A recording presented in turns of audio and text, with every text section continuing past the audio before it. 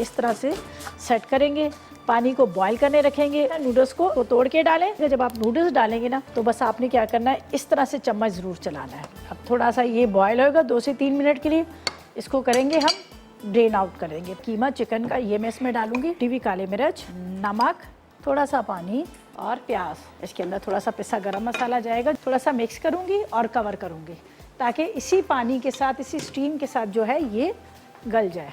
3 से 4 टेबलस्पून कितना आपने ऑयल लेना है। यहाँ पे मेरे पास गार्लिक है। ये वाली चिली बॉईल करके रखी थी नूडल्स, ये हम इसमें डालेंगे। आपने अच्छी तरह से मिक्स कर लेना। काली मिर्च, थोड़ा सा नमक। अब इसको पहले मिक्स करना है अच्छी तरह से। हरी प्याज, बंद गोभी और गाजर, गार्लिक सॉस, सिरका, सोया सॉस तैयार हो चुका है। इसका मसाला पूरा, ये चिकन और उसके साथ वेजिटेबल का